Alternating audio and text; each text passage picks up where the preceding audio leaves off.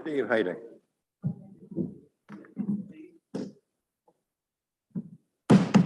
Okay, we're going to call the public hearing to order for the 2023 tax budget. Beth, Oh, you don't need to do We that. don't, okay. Are there any questions on our 2023 tax budget? This is a hearing. Any from the audience? Okay, we'll adjourn the meeting. Adjourned. Now we're going to call the village council meeting for July 12th, 2020 to order. Anton, Yes. Allworder, Yes. Deacon, Yes? Press, Here. Steinbrink, Yes. Turner. Here. Welsh. Thank you. Welcome, everyone. First on the agenda are the minutes from the June 14th council meeting. So moved. Second? Anton, Yes. Allworder, Yes. Deacon, Yes. Press, Yes. Steinbrink, Yes. Turner. Yes. Welsh. Yes. Thank you. Next are the minutes from the special council meeting of June 28th, which was on roads. So moved. Second.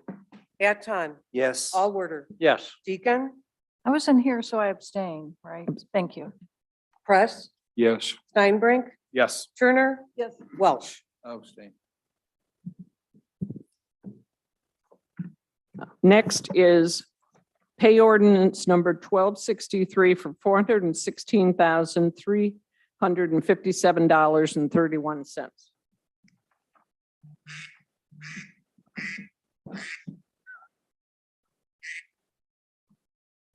Sorry. So moved.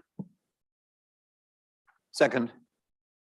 Anton, Yes. Allworder, Yes. Deacon, Yes. Press, Yes. Steinbrink, Yes. Turner. Yes. Welsh. Yes. Thank you. Next is our financial statement. Steve?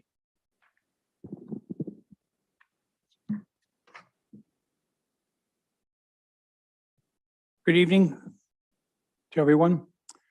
Financial statements for the 6 months ending June 30th of 2022 of the village were distributed to the mayor, the clerk, and the council in advance of the council meeting. The village continues to be in solid financial position and able to address the economic pressures of inflation, rising costs, and supply chain disruptions without adversely affecting our service levels to the villagers. That said, the village is feeling some pressure in certain expense categories and also is fortunate to be running favorable in a few revenue categories. We'll need to take a sharp look at our financial results for the first 6 months, and we'll be doing that at the upcoming Budget and Finance Committee meeting in July, and we'll report our views back out to council at the August meeting, as was the plan laid out at the Budget and Finance Committee meetings in the first quarter. As to our June results, we received $300,000 of revenue from municipal income taxes. For the year, our real estate taxes collected are $1,369,000, $100,000 above the prior year of $1,273,000, the same numbers as last month. For the year, our municipal income tax revenue is $1,640,000, down from 2021's number, which included a very large non-recurring receipt of $2 million. If you exclude that receipt, the 2022 figure, $1,640,000, is quite favorable to the prior year. As has been reported, our tax receipts for the village for the last 6 months have been stronger than the budget that we set in December. That's good news. Other revenue was $359,000 for the last 6 months, $95,000 below budget. Below prior year. These are a variety of categories that are either favorable or unfavorable to budget: permits, licenses, interest income, rental income, and miscellaneous income. Our expenditures were $344,000 for the month and $2,900,000 for the year. That latter number includes $451,000 of transfers from the general fund to other special purpose funds to pay for special purposes items that are best accounted for in those funds. The departmental expenditures therefore were $344,000. Those are the dollars that we use to run the village: administration, fire, police, and service.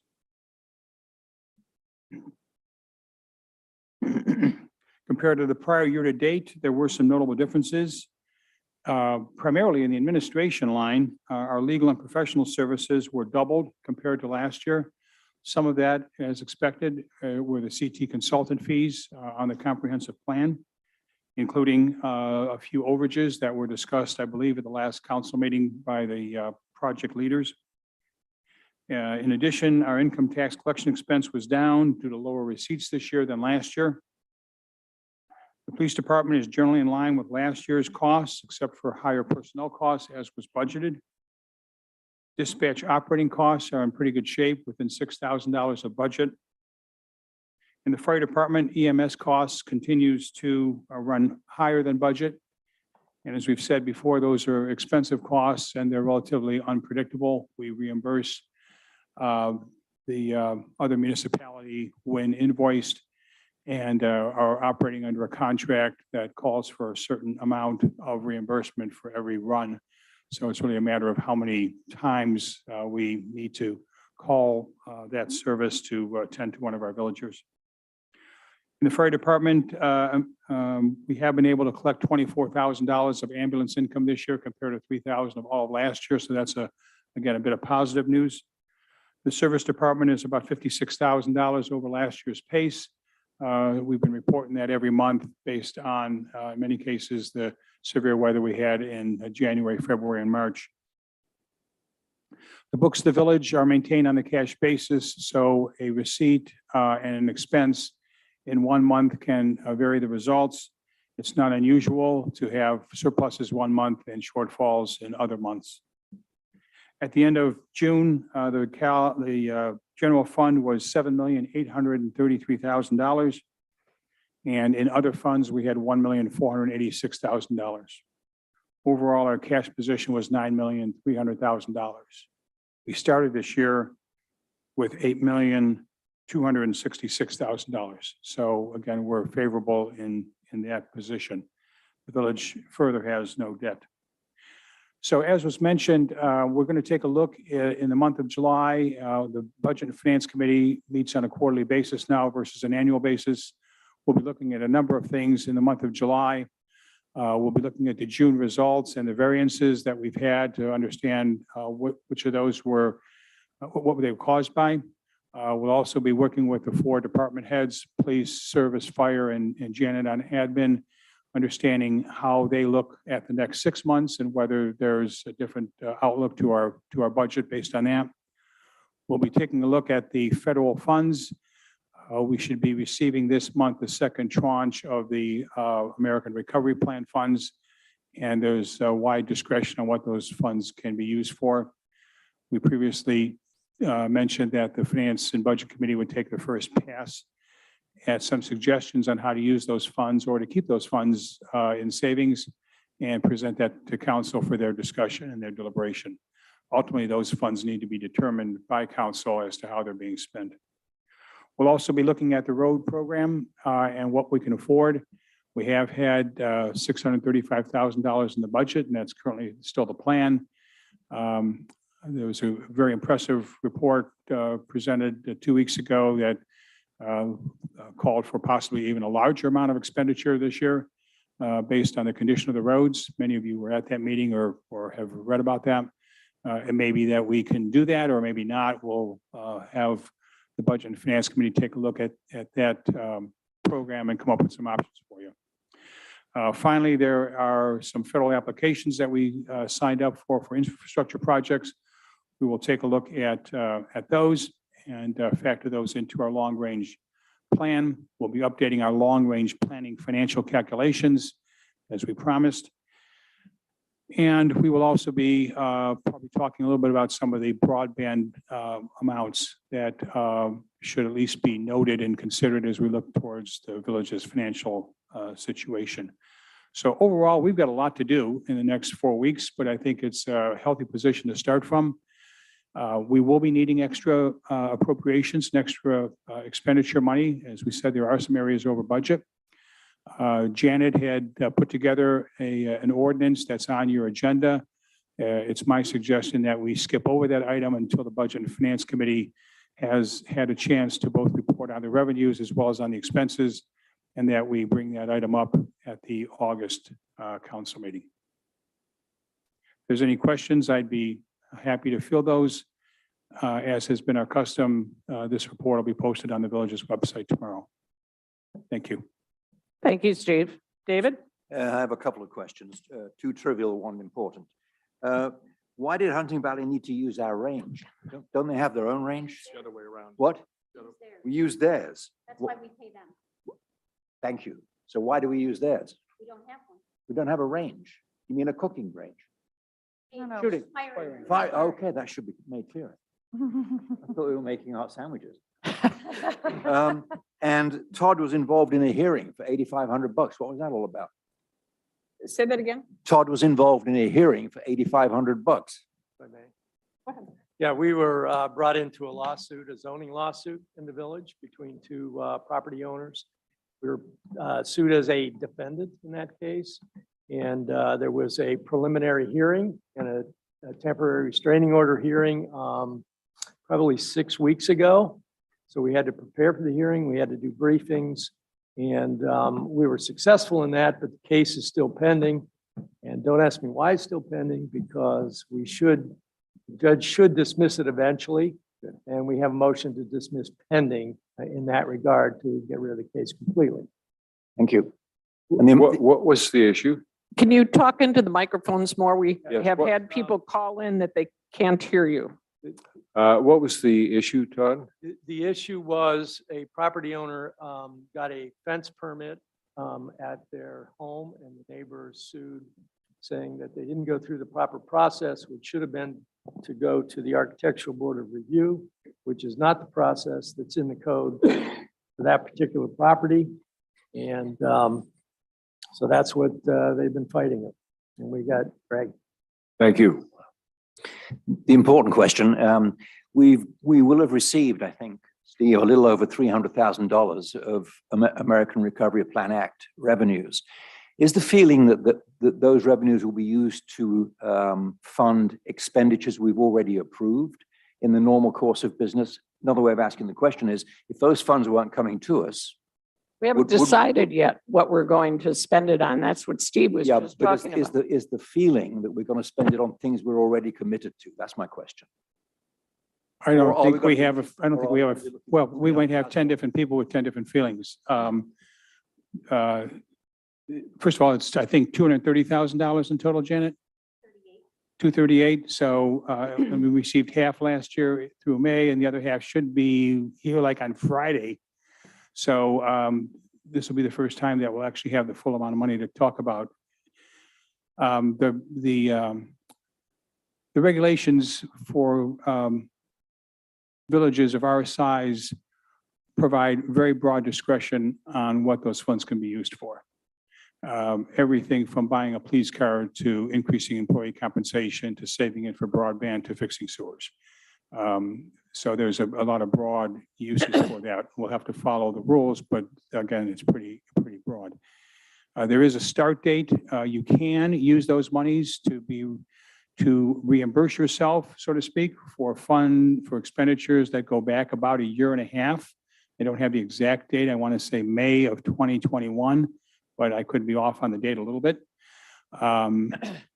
It would be my view that we look at all the different options. Some of those could be reimbursing ourselves for expenditures that we did incur during the COVID period.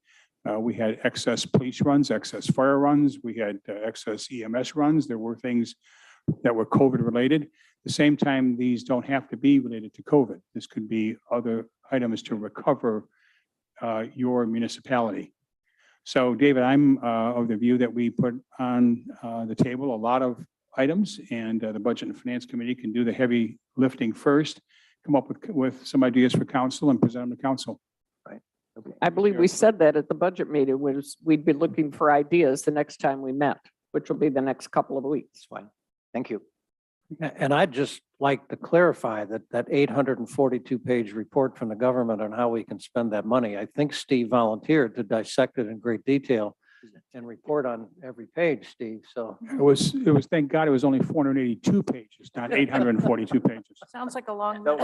and you probably fell asleep 12 times trying to read it. So It's taken 2 months, yeah. Steve, you talked about the Finance and Budget Committee. What's your latest thinking on the long-range plan update? Are we going to have a separate meeting or process, or how do you see that unfolding over the next several months? Ideally, I'd like to do it over the next month. I'd rather not wait until deeper into the third quarter. If we have good data from the various sources, there's no reason why we can't take the financial projections that we had, get the schedules out, and with some assumptions, update those. Okay. I just wanted to supplement an observation because it's going to feed into, I'm going to comment about roads and our proposal for the roads program for this year. As Steve reported, the June year-to-date income tax revenue is up substantially, 600,000 when you back out the windfall from last year, 600,000 higher than last year. Last year, for the full year, we ended up with 2.1 million of income tax revenue, which was above historical trend, which had been very flat. So it was above that trend by about 350,000. And then this year, we're now up 600,000 versus where we were last year at this time. We budgeted at guidance from Rita to budget the same number for 2022 of 2.1 million for income tax revenue. We're already at 1,000,006 something, 638. I went back for the last 6 years and looked at what were we each of the prior years. We know what we were last year at this time, but 2015 through 2019, how much had we collected in the first 6 months? And then how much did we collect for the balance of the year? And then last year, we actually weren't that far ahead compared to that historical surge in the second half of last year that popped us to 2.1. So I took two different numbers. What was the average from 2015 to 19? And if we received that much money as we had done in those years in the remaining 6 months, where would we end up this year? And it would be in the range of 2.3 to 2.4 million, which is 200 to 300,000 above what we budgeted.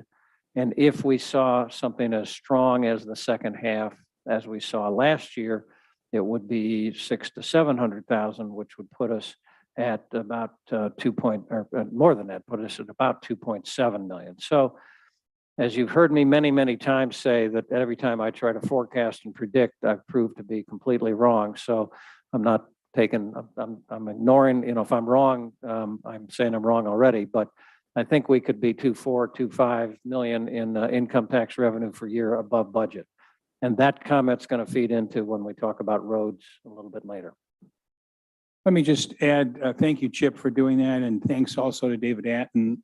He and I got together a couple of weeks ago and got some additional information from Rita that Janet provided to us that tries to look at the dollar amounts and put them in certain tiers of people's taxable income and how many taxpayers we have at what levels. It's nice to have big numbers and it's nice when they're positive. It's also a little more comforting when you know what's giving rise to them. And we haven't had Rita for more than 1.5 years or 2 years. So we don't have 10 years of data the way we do on other things where the details of some of those assumptions. But we've got a very active Budget and Finance Committee meeting. David is always sending me some notes, some analysis. Chip is the same way. And I'm sure maybe others do their own work that you don't share with us. But we'll have a good meeting in the month of July. And again, the positive news is we're pretty positive on the revenue side. And that should be able to have us handle our expense overruns. Thank you.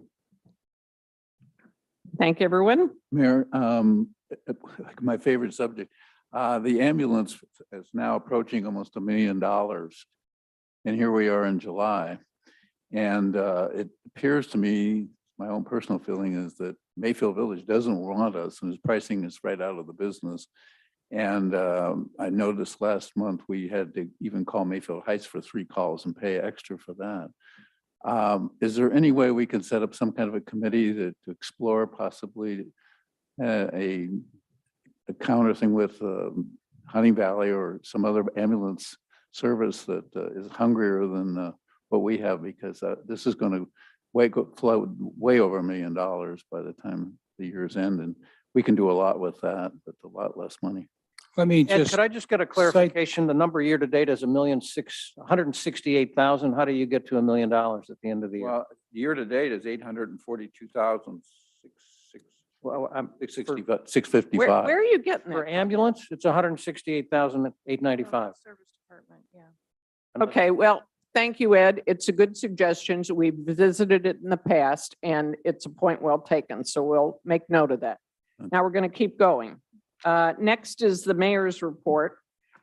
I want to thank everybody. I want to thank our Improvement Society for hosting such a nice 4th of July parade. It was fantastic. The turnout was great. It's great to be back normal. I gave Steve and Janet yesterday information. We're now going to be getting money from the opioid lawsuit settlement, which the first payment will be $9,000, $9,276.07. And then I think there's going to be another payment that brings it up to like $13,250 that we didn't know we were going to get. Yeah, well, they notified. Surprised it's that much. Yeah, well, they notified us yesterday, so Once we'll the- take it. Once the lawyers are paid. Well, they're issuing they're issuing and distributing anyway. So I thought that was good. It was money we didn't know we were getting. Next, Janet passed out the cost for demolition for the 2 houses for the Lane Conservancy property on River Road, where the swinging bridge used to be. We actually budgeted that at the beginning of the year was $30,000. And we were able to do it using our service department, getting prices for $8,410.24. And this is, we said we'd bring it back to council that out of the Land Conservancy Fund. So I think they did a real good job. It's already done. Pardon me? It's already down, all gone. It's all done. And there was a question about the septic and whatnot, and we did get the permit with that in the county and whatnot, so that was taken care of. That was the first thing they actually did. Any questions? Okay. Clerk's report. Steve, do we have a date for the budget committee meeting in July? Okay, just want to make sure. And the path from the post office to the walking bridge is wonderful. I know, we've had a lot Here of is- comments on that. The service department helped with it too, so. We've gotten donations for that. Actually, Clara Rankin was the spark about the last section of the sidewalk. And their family and other families have contributed a lot to that. So we thank everybody for that. Committee reports. I would just make a comment about the Gates Mills Land Conservancy that met this morning. Again, I think there's a lot of good energy on the commission. A bit of an uptake in membership contributions. Probably a reason is a combination of pink sheet article, membership outreach letters that have gone out from the membership committee, the newsletter, and the little bit from the website. It's time for them to make their annual report to the to the council. So Rob is not there today, but I'll talk with him about scheduling that for August. Thank you. I'll talk about 2 committees. The Cell Tower Committee had a very lengthy meeting. In case you might recall, the Cell Tower Committee consists of 1 person, that's me, so I had a long talk with myself. The update is that we're being advised from the individual that we don't technically, we've He's been working with us to advise us, and he does a lot of work in the cell tower world. He says there is a lot of interest with Verizon and T-Mobile, but he's advising us that the next step should be to consider, first of all, whether we want to build the tower ourselves or to have that, somebody else build it and we get to do a land lease. And that to do that, we really need to evaluate and get some proposals from firms that would do the tower itself. So I'm going to start that process. I'm going to try to reach out to some council members and some others to help with the process of trying to get the bids and at least look at what that entails and come back to council. I know that our law director has a lot of thoughts from his experience in other communities about the wisdom of trying to do it yourself versus other communities. So don't need to talk about it further because there's no decision to be made, just alerting you that we're going to try to take some steps to start possibly moving that ball forward. Again, the advice is once we decide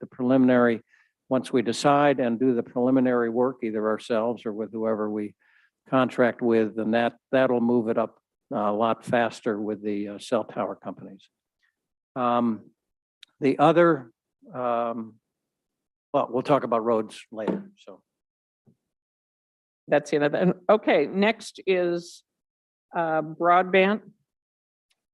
Ann? Well, why don't you go to the microphone so it'll get recorded well? Thank you.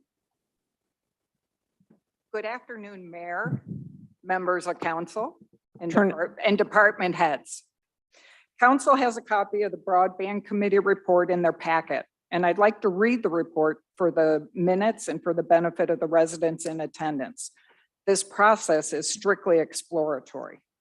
The report does not get into all the technicalities of each proposal as it isn't appropriate at this point. Before reading, I'd like to give you a brief overview of the residents' response to the survey that was sent out last year. There were 2 questions. Are you satisfied with the speed and reliability of your current internet service? And if fiber optic were available, although at an additional cost, would you be interested in subscribing to such a service? An example of increased expense may be bringing the fiber to your home from the street. So the questions were vague, but the responses were interesting. We got 372 responses. 146 responses were residents that are satisfied with their internet. 223 are not satisfied. 3 people specifically said 50-50. 61 people would not be willing to pay more for improved internet. 21 maybe. 290 said yes, that they would be willing to pay more. 67 satisfied residents responded they would be willing to incur a higher expense for improved service and understood the value of upgrading the infrastructure. The majority of comments concerned reliability, competition, the electric grid, cost, sooner rather than later, no more wires, and better phone reception. There are pockets in the village with very poor broadband. The Whitneys on River Road have adequate broadband, and we actually stream our TV. So here is the report. The Gates Mills Broadband Committee was formed in order to explore improved broadband accessibility for the village's residents. During much of COVID, residents were working from home, and it became clear that many homes are underserved in internet service. The committee's mission is not to assess individual needs or monthly costs, rather to understand the options available for reliable and quick broadband service. Although our services are poor due to current aerial infrastructure, the existing carriers are not likely to invest voluntarily in Gates Mills because we don't offer a density of homes to guarantee a fast return. There's not currently a competing technology to cloud storage, and its use is increasing for every homeowner. It's important for Gates Mills to provide good broadband to make our community more attractive and competitive for new residents. We have excellent services and green space. Improving our broadband access and reliability is key to our overall health as a vibrant community in Northeast Ohio. Gates Mills is currently served by aerial coaxial cable.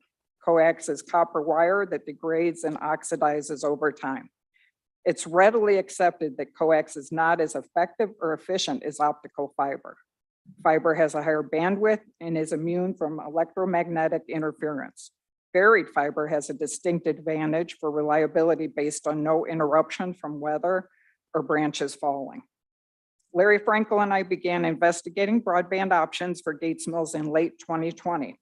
We've spoken with AT&T, SNP, Everstream, Metronet, Broadband Ohio in Columbus, the City of Hudson, and Hunting Valley. A survey was sent in June 2021 to the residents. We pursued federal funds and have moved to a more private-public partnership. Michael Press joined the committee this past May.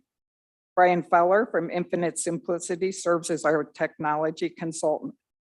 The committee has heard in-person proposals from 4 presenters: Spectrum, AT&T, Ohio Gig, and Lit Communities. So we'll run through those. Spectrum, Terry Lynn Daly Mugford, an account executive with Spectrum, met with us as arranged by resident Jerry Bohens, and an engineer from Spectrum, Ryan, was on the phone. Spectrum's proposal is to improve the speeds in the village using Wave 2 routers or Red Dot 2021 Wi-Fi 6 routers. The proposal is a bulk plan, meaning 100% of residents need to sign up.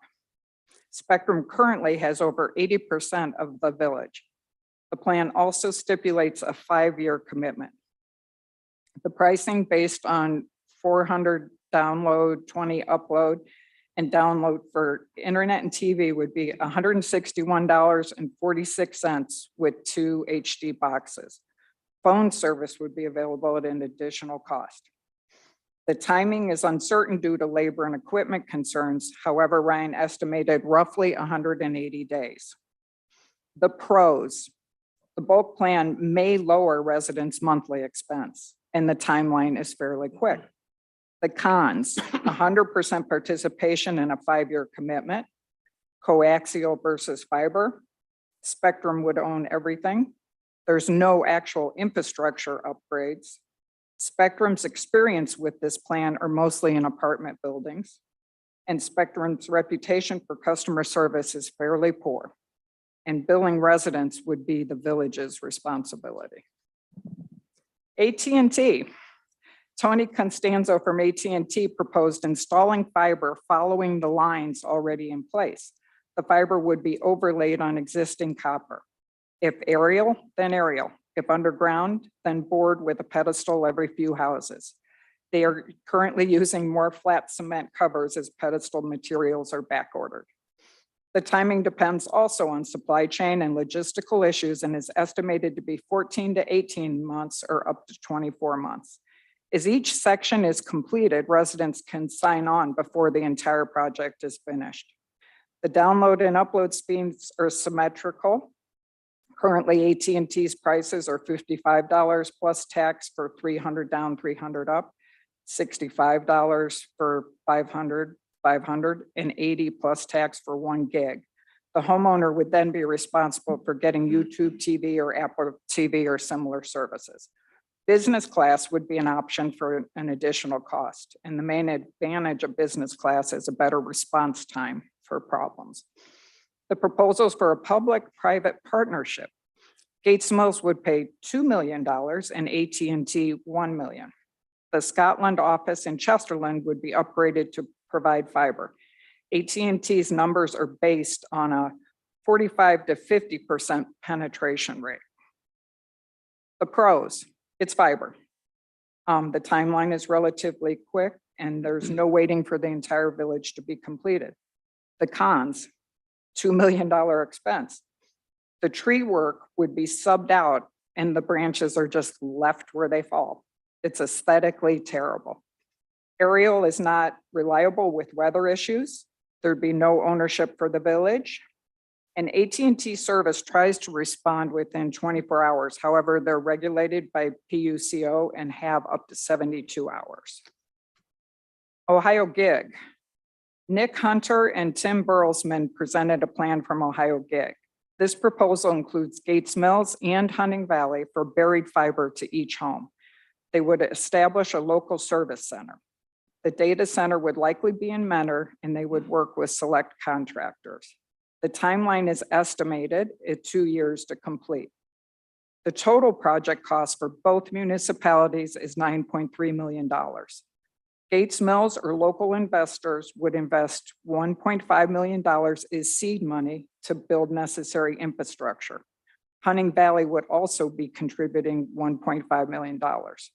The payment has a 10-year balloon payback with an interest rate of 3.5%. Ohio Gig would have the option to negotiate to extend for another agreed upon term, such as 5 years. The $6.3 million remaining investment is financed by Ohio Gig and is amortized through a variety of investment vehicles. The monthly fee for homeowners would be $84.95 for 250 megabits per second down and 125 megabits up, $114.95 for 500 down, 250 up. And Ohio Gig based their figures on roughly 65% participation. The pros, it's buried fiber, speed and reliability. They're an experienced company. Hunting Valley is part of the project. The fiber is collateral during the construction phase. There's no requirement to sign up.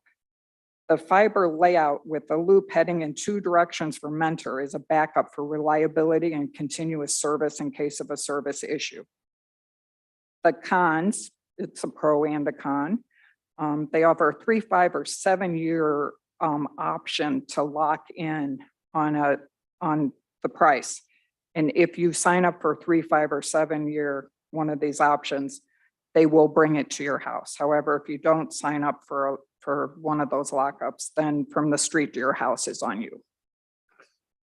Lit Communities. Chris Kirkland presented an overview of Lit Communities. This company offers a different model as they are consultant, engineering, and internet service providers. Lit Communities offers a 9-step thorough process. Their assessment experience is good. However, they're fairly new to the entire implementation of fiber. Lit Communities strongly suggests municipalities own the middle mile for fiber. And for us, that would be the loop in the village. They do have a public-private history with Medina Fiber. The assessment survey portion of their timeline is 6 months. There would be no cost for the village other than the consulting fees if Gates Mills did not choose to own the middle mile. Lit Communities would handle the investment and grant funding. Prices would be roughly $69 for 250 megabits per second and $74.99 for 500. The pros, it's a very thorough process, and the last mile is done by them. The cons, it's a longer process with the assessment phases, and they have a lack of experience on the implementation. And I think I said all your eggs are in one basket, because once you go through the consultation, I'm going to guess you're in that basket. So the recommendation from the Broadband Committee, the committee unanimously agrees that fiber optic to houses is clearly the best long-term solution for broadband service for Gates Mills. The spectrum proposal is based on 100% participation, and 2/3 of the committee, Ian Whitney and Larry Franco, feel it's not acceptable, and we're not certain if it's within the village's rights to mandate a service provider. Therefore, it's off the table for consideration. Michael Press wishes more exploration with spectrum is a short-term interim solution. Locking into coaxial for 5 years at a potentially higher price per household also eliminates spectrum as a provider from Ann and Larry's perspective. AT&T requests a payment of $2 million from the village, while Gates Mills would have no ownership or control. The village would basically be helping AT&T expand their fiber, go through us to more dense municipalities. The financing plan rules out AT&T as well. In addition, their method of laying fiber on copper could very well destroy one of our best qualities, the trees. Ohio Gig has the experience, and financing is reasonable, with the original investment being returned with interest during the term. Buried fiber is the best improvement for broadband currently available.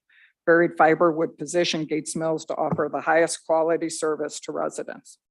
Lit Communities offers an interesting package and also does not involve the village with an outlay of large funds unless Gates Mills takes ownership and funds the middle mile of the fiber. The relative newness is of concern, however.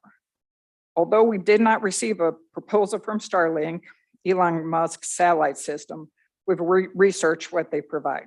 Starlink's satellite grid is sophisticated enough to provide better coverage in our terrain. However, their speeds are not near those of optical fiber.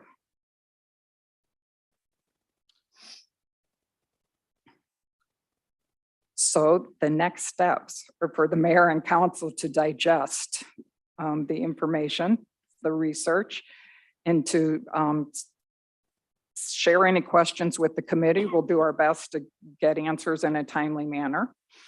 And I want to give a special thanks to Larry for persevering during COVID on broadband, and to thank Larry and Michael for your time, help, and thoughtful input. And before we, Thank you very, Michael. The meetings themselves were very interesting, and it was a long time coming with a lot of information. Did you want to say something, Sandra? I guess, and just to kind of structure our discussion a little bit, do you have some guidelines for what you would like to hear back from the, from the council? I know you said any questions that we might have that you would answer about the particular vendors. And I'm wondering, I'm sure you don't want all the answers right now. Right. That we could It's a certainly council meeting, digest not a this. broadband meeting. Yeah. I think, I'm not sure where everybody's starting on understanding. I certainly have, there's a lot to learn, but I've learned a lot. So if you have questions about, just fiber coaxial and any more questions about the financing, or each of these proposers was very honest about the economy that we're in right now as far as getting their raw materials. So the timelines were pretty much estimates. I don't think we could get a more, a clearer answer on any of that. But just any questions about what it would mean for the village to go down that road. Okay, so get your questions and email Ann and Larry and Mike. Thank you. Next is comprehensive plan, Sandra. I wish we had a drum roll. I feel like I should stand up and celebrate, shout this out. We were congratulations, Gates Mills. Thank you, Steve. Congratulations, Gates Mills. We exceeded our goal which was for 500 resident survey responses. We ended up with 542 that were actually valid responses, meaning that people answered most or all of the questions, got to the end and hit submit. That number represents, the postcards went to 969 addresses in the village, and 418 households responded. So that's a response rate of 43% of the households. So we're, again, very, very excited about that. I know, as I reflect back, we were always anticipating how the village was going to respond to this process and what their engagement might be. And I think this says to me that there is a lot of interest and engagement in this process. Not only the responses to the questions, but there were a lot of comments that were contributed. And so CT consultants are going to be analyzing all of that data and making a presentation at the July 19th advisory committee meeting. So we certainly encourage all of you to attend or watch it by YouTube. The response that we received lets us know statistically that there's a 99% level of confidence about the results for the entire village within a 3% margin of error. So actually the required number of surveys was much lower, but we certainly, again, are very pleased with this response. You may be interested in what the response was by neighborhood. And I have the numbers here. I don't want to spend the time going through 10 neighborhoods. But when you look at the neighborhood responses, it varied from 33% of the neighborhoods, and that was neighborhood 7, to 52% of the neighborhoods, that was neighborhood 3. The neighborhoods vary a little bit by size, from everything about 68, 69 people to maybe 120. So that may account for, some of that difference. But again, we're focused now moving forward. After the advisory committee meeting, there will be a town hall meeting. We're scheduling the date now, probably early in August. Or no, it would be later in August, either the 15th or 16th, after which there'll be individual neighborhood meetings where 1 or 2 neighborhoods come together to discuss the issues and provide that feedback to the advisory committee, who will again digest that along with the information that came earlier from the outside perspectives and, the survey results themselves. So as you know, it's a pretty involved process. We're so grateful for all of the volunteers that have supported this effort, and for all of you who have asked your neighbors to, complete the survey. You did a good job. So there's still, work ahead, and probably the most difficult part of the process, because we're going to identify the issues and ask people to give their feedback, their recommendations about the comments coming from the advisory committee. So, again, we're, Chip and I are going to be very engaged in carrying forward with this, and we look forward to seeing all of you at the town hall and the neighborhood outreach meetings. Sometimes you ask about about the expenses, David. So in anticipation of that, just let you know, we've gotten our next invoice. It is $6,615. Most of it is in scope for the work that was done for the preparation and conducting of the first advisory committee meeting, and for the draft survey that the advisory committee responded to. So what was out of scope was there were 8 hours of additional survey comments that CT consultants analyzed and responded to. And there was a small amount for the revision of the postcard. We sent out one postcard, and then the second one, we decided to go with a bigger postcard, less words, make it, much more legible and accessible. My funny story about this, I hope he doesn't mind me telling on him, but I was in the post office with Charlie Marston when he was picking up his mail from his post office box.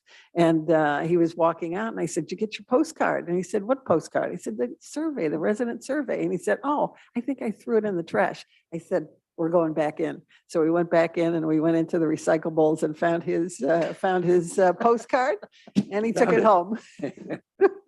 So any questions? Part of Sandra, this. on the neighborhood captains, how are you coming along? I'm seeing in my own little neighborhood very little evidence of activity from the neighborhood captains. I don't know who it is. Okay, that's a good question. We have two facilitators, Russ Burson and Larry Frankel, who are leading that effort along with Chip and myself. And we have identified, we've reached out at this point to, I don't know how many, 60 some? It'll be close to 100. I mean, I don't know how many we've all hit yet, but Yeah. the goal is about 100 residents to volunteer in this effort. And if we have, on average, 10 neighborhood outreach team members, and we're going to have a training for them, probably August 3rd or 4th, and they'll be given some ideas about, reaching out to their neighbors. We can't share information that hasn't been given to us. So, we have some email addresses, we have all of the physical addresses, we have some phone numbers. We'll be asking them how they'd like to reach out, door knockers, door hangers, if they have emails, want to send emails, calls, et cetera. But we all know that when you get a personal call from somebody to attend the meeting, it makes a big difference. There'll also be a communication from the village that will talk about the town hall and all of the neighborhood meetings. So if you somehow don't get a call from your neighbor, you still know when your neighborhood meeting is going to occur. Some of them are going to be here at Village Hall, or not Village Hall, here at the community house. We've had a couple of neighbors who have volunteered their home. So we think that's terrific. And, that's open to other neighbors who might like to open their home. We have no idea. There could be 10 to 100 people or more at each of these neighborhood meetings. It's just hard to tell. Sandra, can you remind us of the timeline for those neighborhood meetings? The neighborhood meetings would come about just within days after the town hall meeting. So if the town hall meeting is August like 15th or 16th, we're looking right now at the Thursday and Friday and the following Monday, Tuesday. Oh, not Friday. We wouldn't do a meeting on Friday. The following Thursday or Wednesday and Thursday, and then the first 3 days of the following week. And maybe there's 10 neighborhoods. So maybe, there's going to be 2 meetings on one day, or two neighborhoods get together on a particular day, or we have a day at community house where a neighborhood comes in at 9 and another one at 11, at 1, et cetera. So it's still being determined. Okay, Quick observation. So the cost of the consultant for this process is going to be $70,000, give or take. It's possible, That's the question. Probably about right. possible. Yeah. Sorry? Probably about right. Yes. Okay, fine. The percentages you gave for the response rates in the 2 neighborhoods, were they percentages of homes or percentages of individuals? Percentages of homes. Thank you. And just to supplement that, I don't know the number the consultant mentioned a few weeks ago, that over 200 responses at that point were just one adult from a home where there could have been two adult responses. I don't know what that final number is. We certainly, in all of our communications, encouraged that at least 2 adults, if there were more adults in the home, they could ask for that. But the code allowed 2 responses per home, and it was obviously supposed to be both adults. So the data's, there's a little bit of not skewing in there, but we technically might have had representation from a higher percent of residents if you make the assumption that the spouse would have said exactly the same thing, which I've heard anecdotally some people said.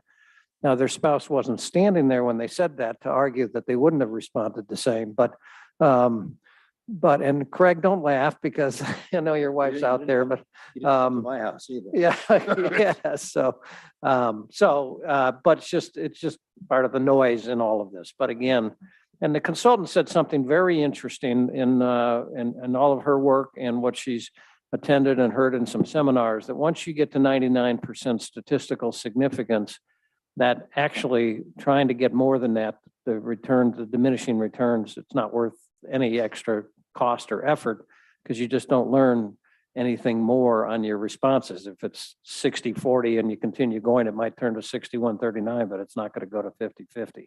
That's the importance of statistical significance. So Thank you. Thank you. I'm going to interrupt at this point before we go into the department reports, and move that we go into executive session to discuss the disposition of village property by lease and to obtain legal advice from the village's legal counsel. Do I have a second? Second. All in- Anton, Yes. Allworder, yes. Deacon, Yes. Press, Yes. Steinbrink, Yes. Turner, Yes. Welsh. Yes. For our audience, it's hard to determine exactly how long this is going to be, but our legal counsel is here till 7, and then we'll come back and reconvene where we left off.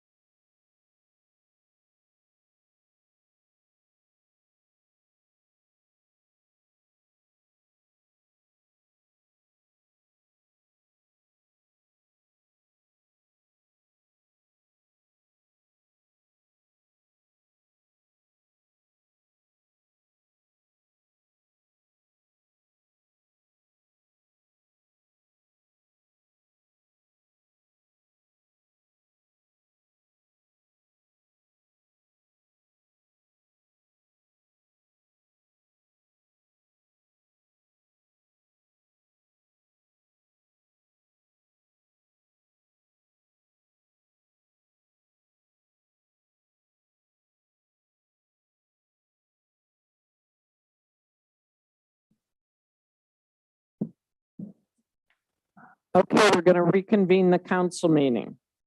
Next on the agenda is the police report.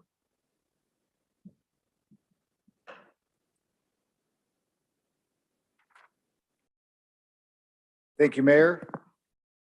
Good evening, members of council. Everybody should have received a copy of my monthly report. I'll be happy to answer any questions you might have. I thought I would mention, well, I was going to just briefly, because Mr. Adams brought it up, as far as the Hunting Valley Range goes, we started using the range about 6 years ago when the new chief came over. The previous chief did not allow anybody to use their range from outside Hunting Valley. So we have a contract, the annual contract with Hunting Valley. It's $900 a year. We go over there and we can shoot as much as we want throughout the year. So it's real nice to have nearby.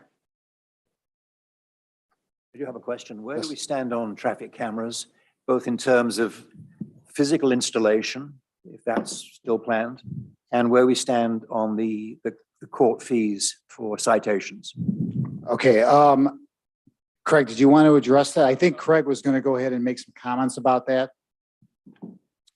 Yeah, so we had a meeting last week with members from GATSO, the Mike Cicero, Judge Coletta, myself as a safety committee liaison, and the mayor, along with Dave Bigger, to talk about some of the behind the scenes development work that is being done to essentially integrate GATSO with the Lyndhurst Municipal Court. So they're also doing this with Garfield Heights right now.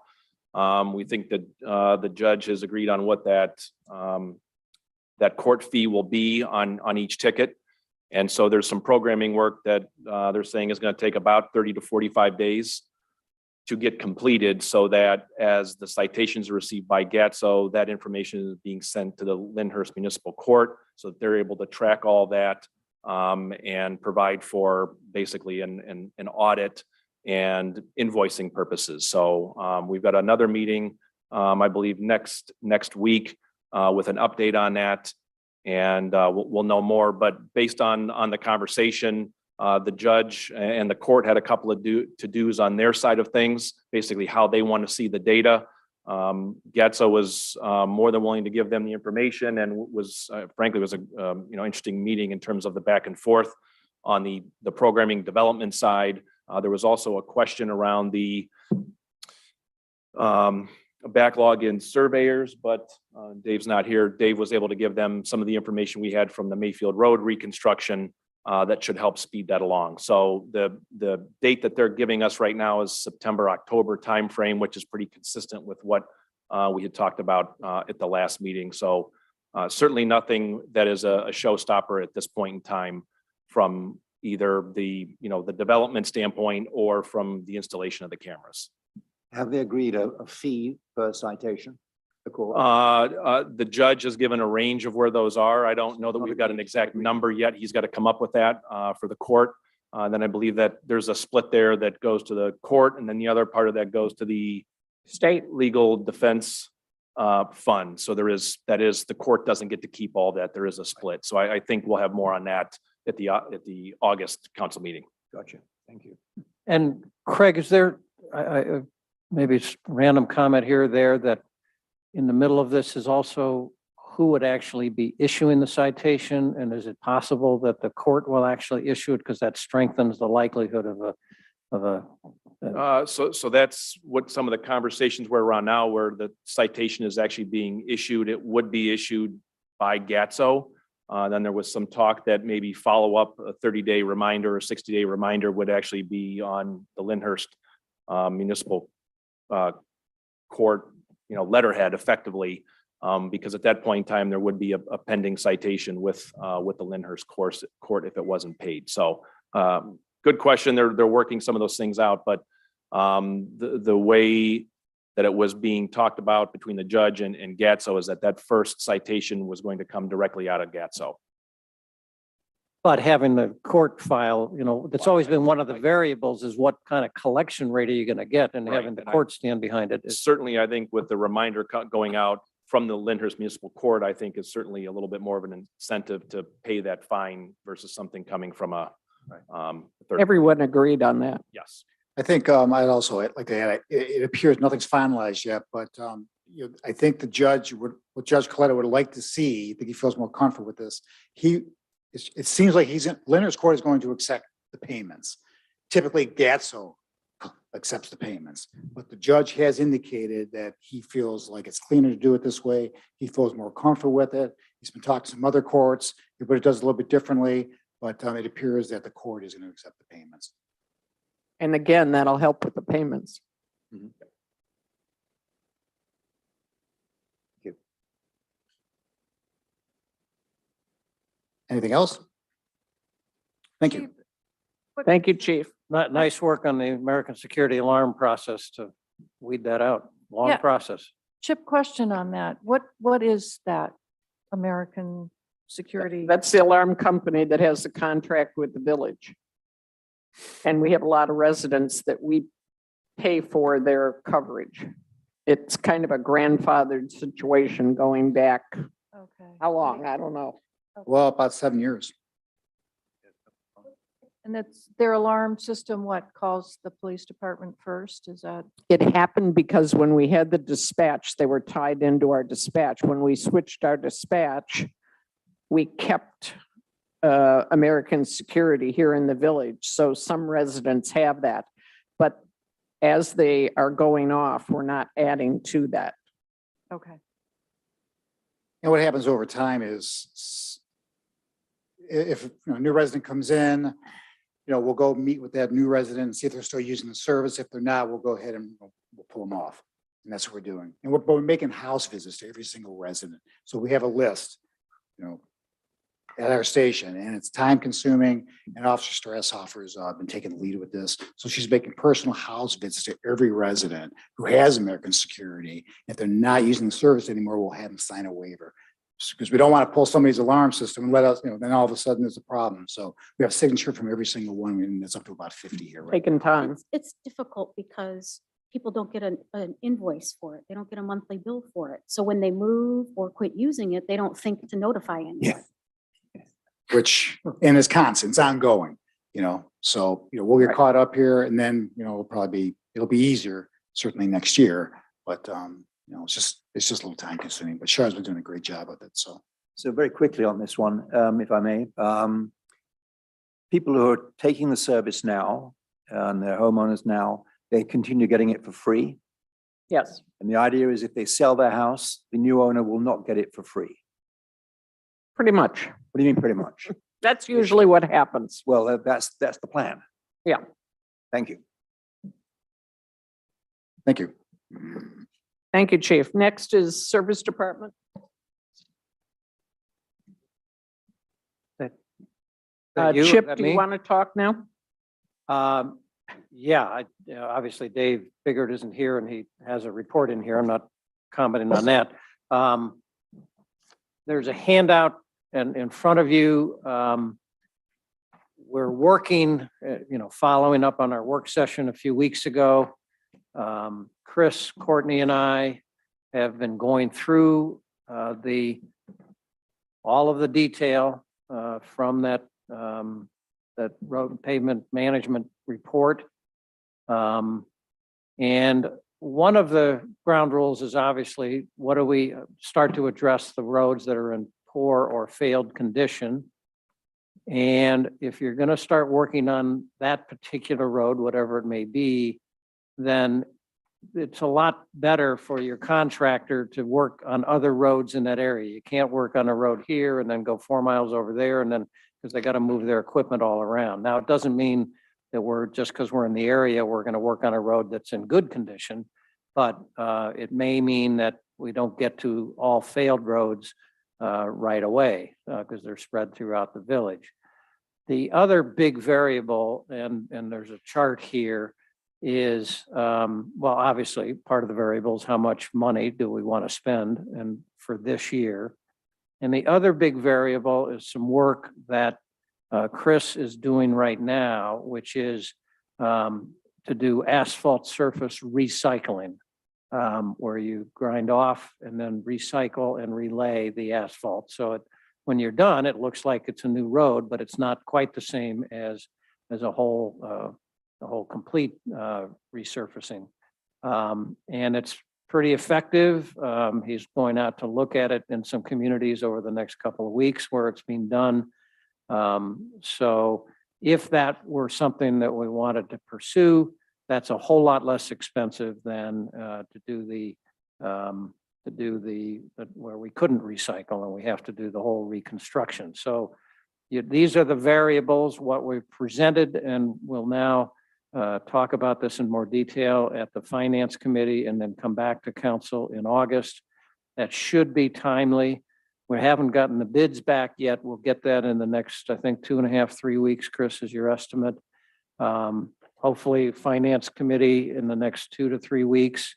The reason that I wanted to bring up how far we may be running ahead on the income tax revenue while we have other expenses that are going up is that, you know, do we want to decide to start really tackling some of these roads? It is a point in time where asphalt prices are very high because of oil. We're all seeing that oil's coming back down. Doesn't mean we don't know what it would be next year, but certainly compared to last year, asphalt is up, what, double practically? At least that's Chris's estimate at this point. We don't know where the final bids, but this is indicative of what Chris has seen in other communities. So the main thing you will notice here is that what we are recommending is that we will focus on Chartley, not because the mayor lives on Chartley and she has had no input on this, but because it's a high traffic road that's in bad shape. And if we're there, actually what we really wanted to work on was, I think it's Norville West is in poor shape or failed, and Norville East is in poor shape. They're both below 30 on that index, and Chartley is right there. So the premise is if we're in that area, we'll address all 3 of those roads, depending on how much money. We have some other variations here. I would suggest you all got the email following our work session from Chris. If you open up that Excel file, you can click, and what I've done is I put a filter on the rating column, and I just filtered for failed roads, or you can go to it directly. And I encourage everybody to go through the video of Carpenter Road. And then don't do it just before you go to bed, because you won't sleep that night. There's only 4 houses, I think, 3 or 4 on Carpenter Road. And I'm surprised they're not here every council meeting pounding on the table. I don't know how they get to their house. They must have, they must be good customers of Deacon's, because they got to be, need 4-wheel drive and must go need a new car every month. But at any rate, it's just one of the frustrations of what we work with. So that's what's at store here. This is a sort of heads up. We'll talk about it at the Finance Committee and then come back to council in August for final approval. Quick question, Chip, if I may. In scenario C and D, why the difference in the cost of Chartley?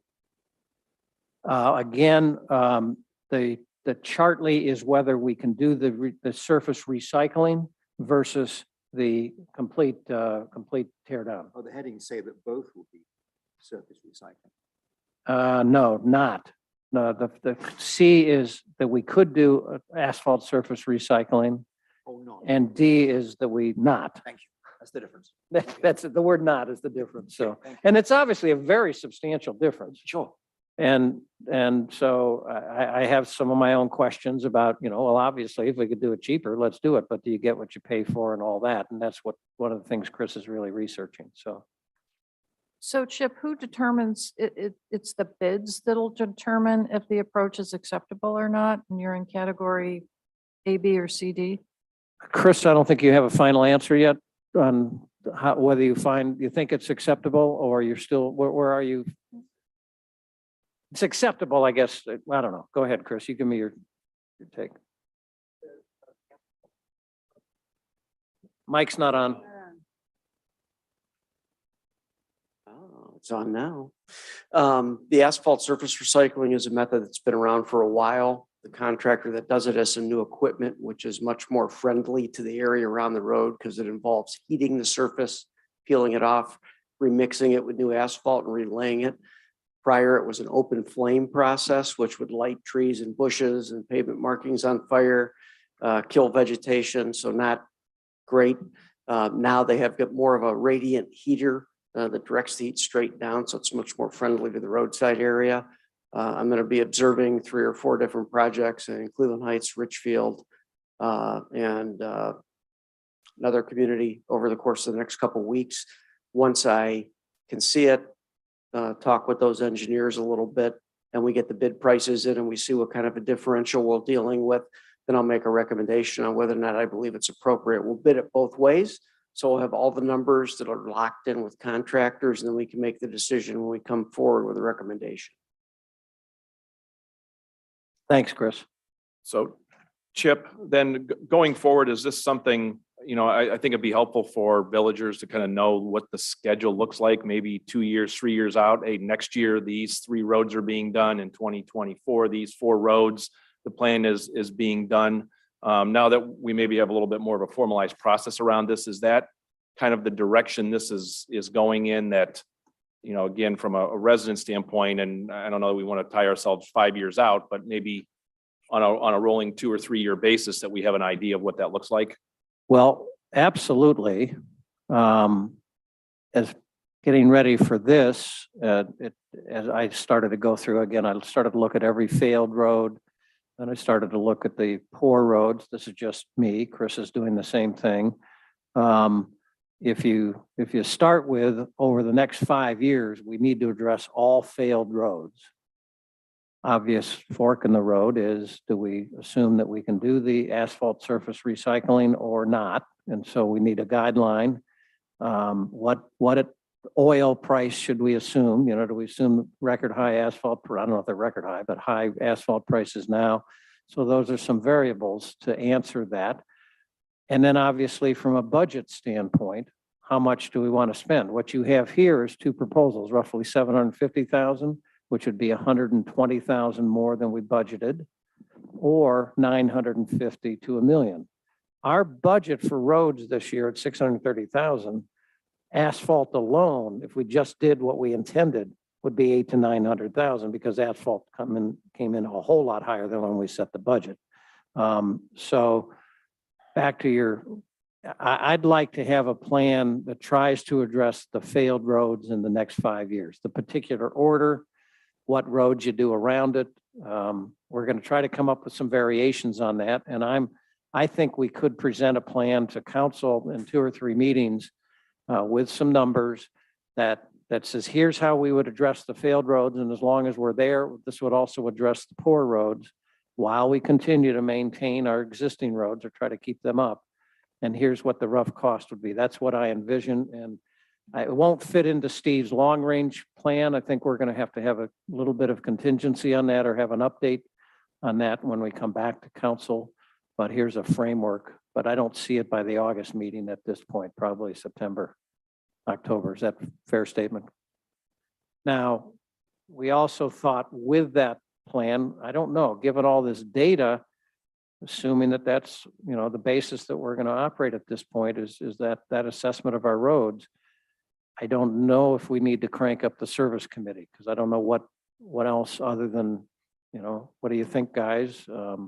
But we may have to come up, that may be, again, we'll come in with a different financial plan that we don't want to spend that much that pushes that out a little longer. Now, back to your ultimate question, does that mean we can take one of those failed roads and tell them we are going to address that, next year versus the year after? We can certainly say we're working on it. We're planning to roughly in the next 2 years, but I don't know exactly how much we want to lock it in, but just at least acknowledge we're well aware of it and we're working through it. I don't know. That's the best I can answer, Craig, because it's exactly what I'm wrestling with is, I just hope if I ever see somebody from Carpenter, I'm ducking behind the nearest tree until they pass. So there you go. Is he the one who lives down near the end? We have a few of those with not too many houses and. Right. That's the dilemma. May I just say, Mayor, that this is a very refreshing approach to roads. I mean, I've listened to the conversations in prior years, and I thought it was all very much, let's guess at this and let's do this. Now it's more systematic, it's more quantitative, still a lot of judgment involved. But I think people should have the faith now that we have a system that's as I say, much more. I'm system- thankful for the more business system. friendly. It's something that's been missing for a long time, really. Absolutely. I feel better about it. Any other questions? Okay, we'll move on. Fire department. Fire department. Anything else with service? No. I don't think so. Maybe I'm missing something. but I don't Okay, think so. thank you. Chief?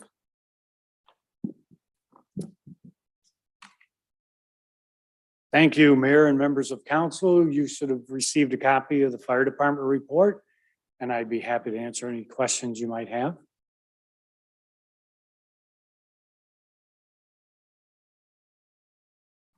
If there are none, that concludes the fire department report. Thank you.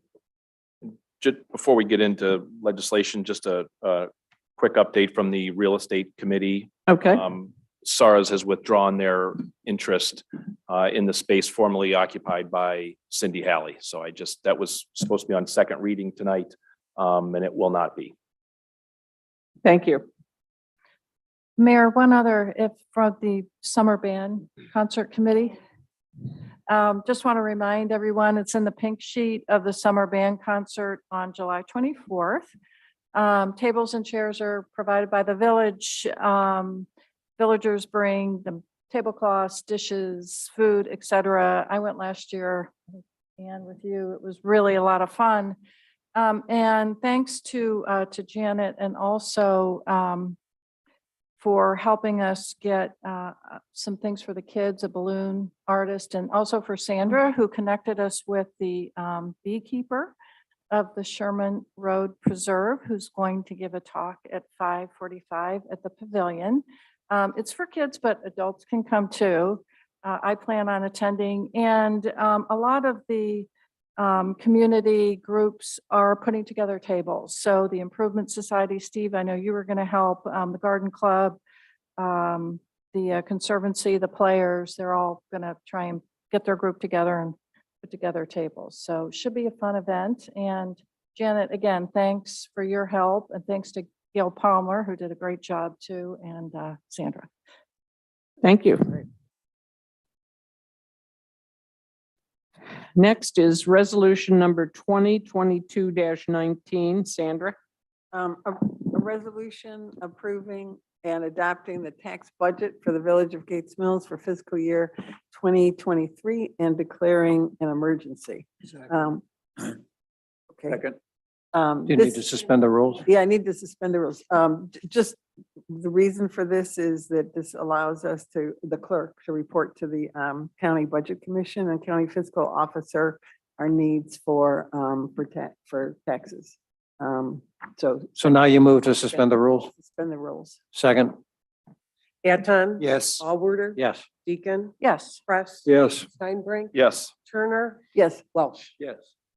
everybody must be ready to go. I didn't even finish reading it, but that's good. That's good. No, now you have to move to You have to approve. move. Oh, sorry. Move to approve. Second. Anton. Yes. Allward. Yes. Deacon. Yes. Press. Yes. Steinbrink. Yes. Turner. Thank you. Yes. Welsh. Yes. Thank you. Next is resolution 2022-20. Sandra? Okay, we'll try again. The resolution submitting to the electorate the question of the renewal of the 3 mil tax levy for the purpose of current expenses pursuant to Ohio Revised Code sections 5705.19A and 5705.191 and declaring an emergency. Second.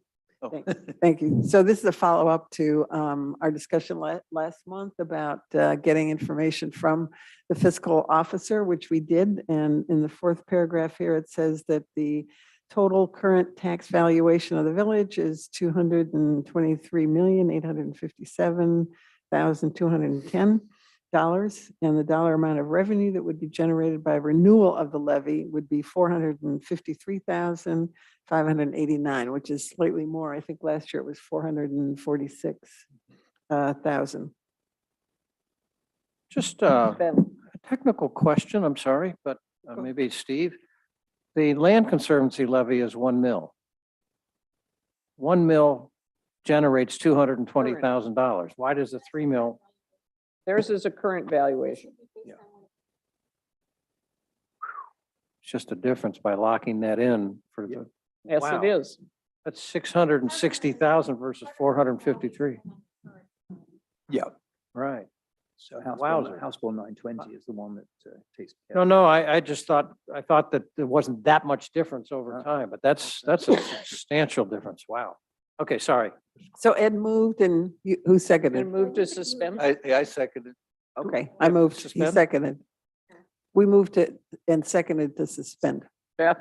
Eton, Yes. Allworder, Yes. Deacon, Yes. Press, Yes. Steinbrink, Yes. Turner, Yes, Welsh. Yes. Now move to. No. Now move to approve? Second. Question. Eton, Would- Oh, question. This will be on the November ballot? Yes. As a renewal? Okay. Yes. Thank you. We have to have it in by August 10th. Eton, Yes. Allworder, Yes. Deacon, Yes. Press. Yes. Steinbrink, Yes. Turner, Yes, Welsh. Yes. Thank you. Next is Resolution 2022-21. Craig?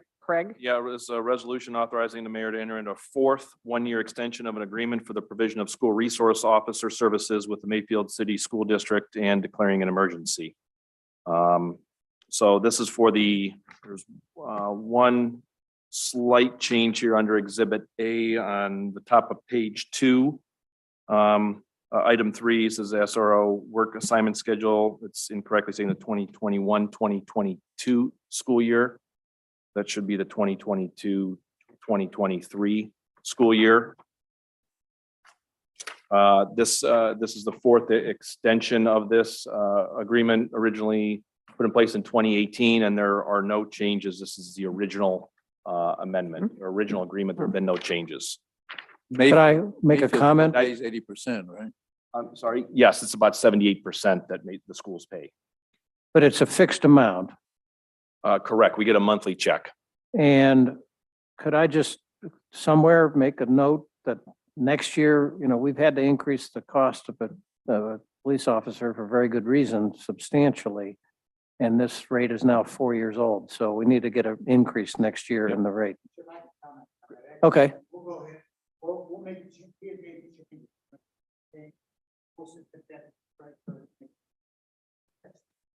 Oh, it will? Oh, sorry. I did this. I read this as nothing changes. I'm sorry. So Yeah, the language in the agreement doesn't change. So there I there see. isn't any additional provisions. thank you. I take back what I asked them. Thank you. All right. So I'm Do we need Move to to- suspend the rules? to suspend and declare an emergency so that Second. Sorry, go ahead. Eton, Yes. Allworder. Yes. Deacon. Yes. Press, Yes. Steinbrink, Yes. Turner, yes, Welsh. Yes. Now I'll move to approve resolution number 2022-21. Second. Eton, Yes. Allworder. Yes. Deacon, Yes. Press. Yes. Steinbrink. Yes. Turner, yes, Welsh. Yes. Thank you. Next, 2022-22 is pulled.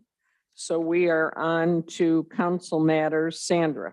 right. There is a second side to the agenda in case you missed it. We're not done yet. There are two handouts that the chief Robinson put on your place at the beginning of the council meeting. One says hi-fi and the other is a 2-page flyer about hi-fi. I just wanted to bring this to your attention. We'll have a formal reading of this next month. But hi-fi was brought to us by the Chagrin River Watershed Partners, who, as you know, we're members, and they've done a lot of good work for the village and for the Gates Mills Land Conservancy. If you turn to the first page here in the multi-page handout, Hi-Fi is an organization that was founded by these two individuals, and they received a grant from the Great Lakes Protection Fund for the last 2 years, 20 to 22, to demonstrate these sensors which determine water levels. Now, what's so important about that is that the sensors are various points along the Chagrin River watershed. And it is sensing the water levels and analyzing the data up and down the Chagrin River and through technology is making it available to right now interested individuals. The fire chief, for example, is now getting those updates, and they can be gleaned from either your cell phone or a laptop. The next page on that, the 2-year pilot demonstrates again that it was funded by the Great Lakes Protection Fund. And on the left is with the little circles in the map, you can see how many sensors there were at that point, stream gauges. And now today, with working with Hi-Fi, there are a number of communities up and down the Chagrin River who have added these sensors. There was no cost to us because it was funded under this grant. But going forward, they're now negotiating with communities up and down the Chagrin River about contracting for this service. It would be per sensor. I think it's $1,495. And we are, well, it's a little less than that. We're looking at 3 sensors for our part of the river for probably a total cost of right under $5,000. I guess the important thing about this is that it includes communities that are south of us, so that the chief would be able to get information when there's flooding further south as it's coming north. He's getting some advance information that he can then relay to residents or to his staff, his team of volunteers. Right now, he needs to go out and look at the water levels, visually, and this really eliminates all of that activity for him. So. Chagrin River Watershed Partners are talking with the communities that have been involved in this pilot project and are looking for us to decide whether we would like to participate. The chief can't really speak to our own personal experience with this in Gates Mills over the last 2 years, but Chief, you can kind of anticipate how this could be of help to the community. And the reason he can't comment on that is that he was not involved. Chris and I were, but he was not involved. So he's getting up to speed now. Yeah, the project is about 2 years old now. And the information that's gained from it would actually be very beneficial to the fire department in planning if we had to do evacuations because of flooding. As Sandra said, in the past, I go out when it's raining in my car with my spotlight, and I go on the bridge at Wilson Mills and Chagrin River Road, and you know that gauge that's mounted on the wall there. Well, I know that if we get to around 7.5, we're going to begin to have problems here in Gates Mills. Would have been nice if I knew about this. I wouldn't have gone out at 3 o'clock in the morning and looked out my window and got rain in my car. So I became aware of it, and through working with some of the other fire chiefs, mostly downstream of us, they're also very interested in using this information.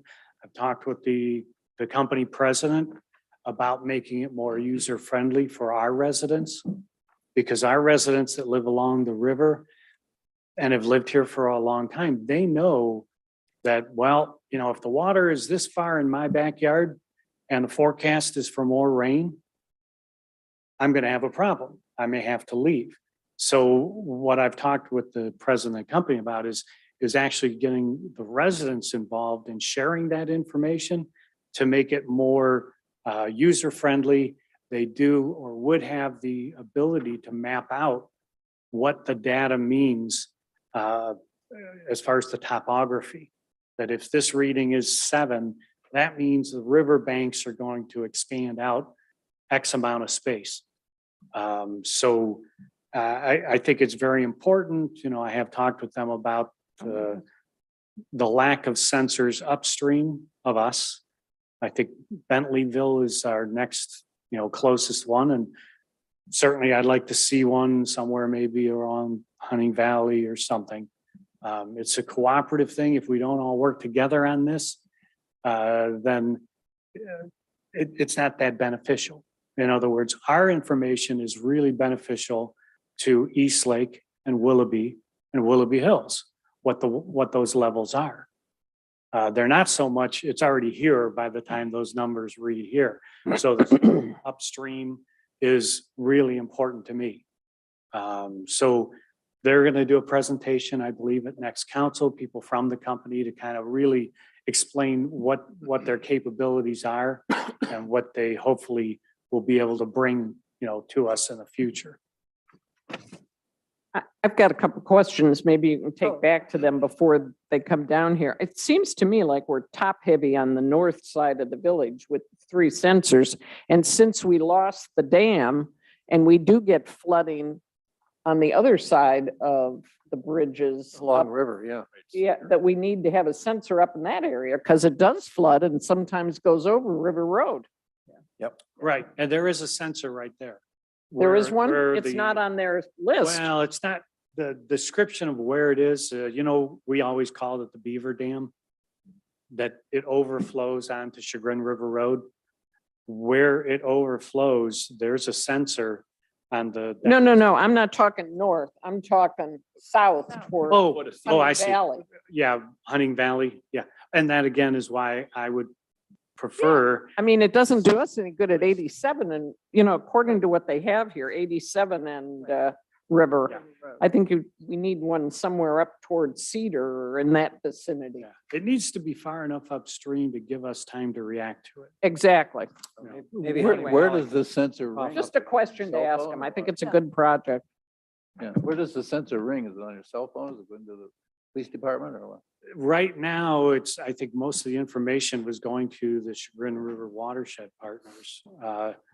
After a meeting that I had today, it'll be going to my cell phone.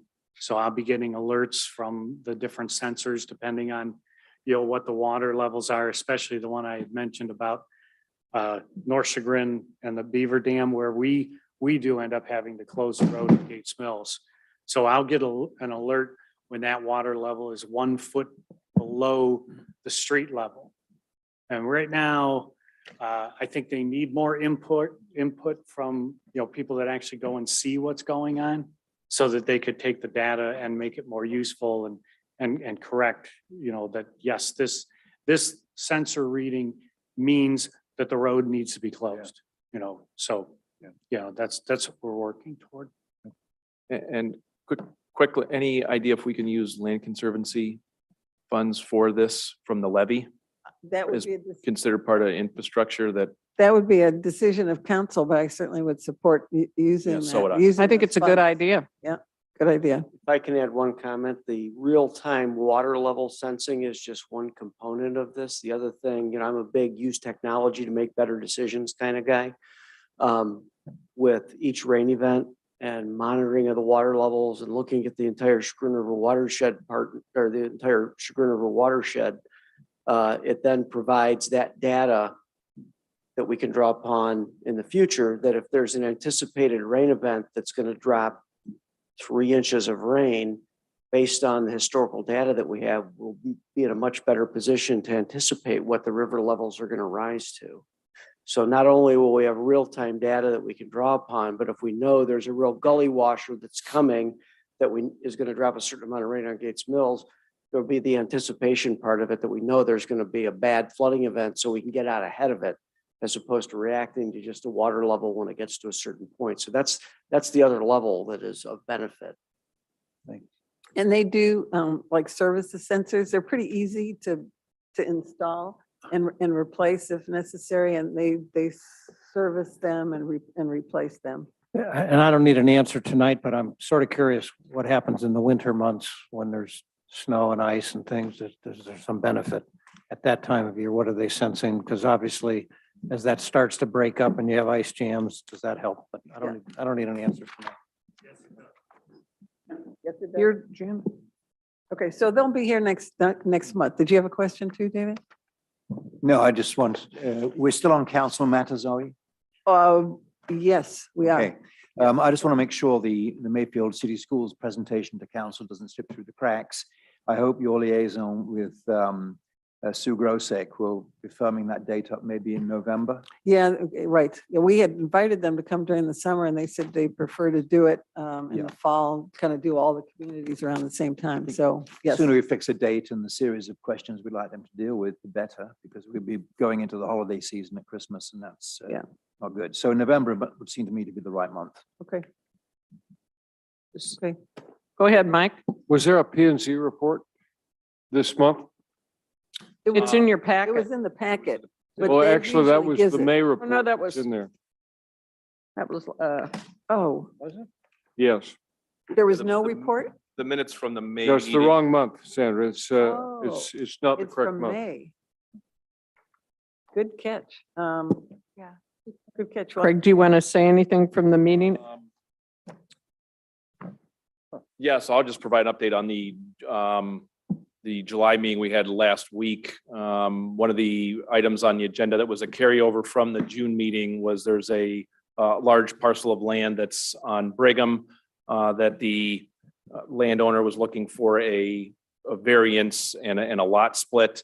And the Planning and Zoning Commission was able to approve that variance to allow them to put basically put one lot into three with the remaining 16 acres in the back part of the parcel that really kind of butts up against the runoff from the Chagrin River with a deed restriction that parcel can't be further developed. So the landowner was well within their rights if they wanted to put a subdivision in there and put 5 homes in.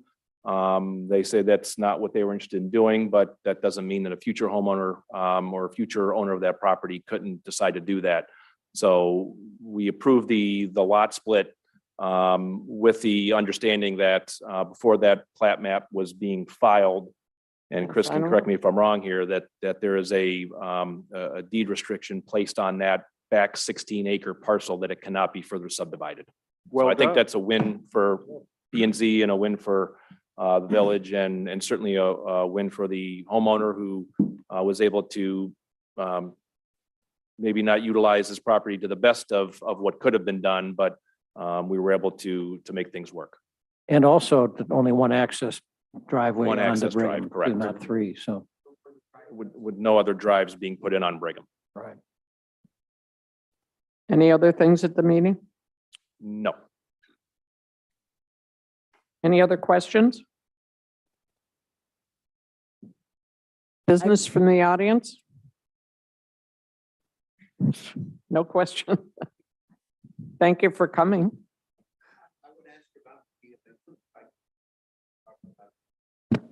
It was quite successful, actually. Chief, can you report on that?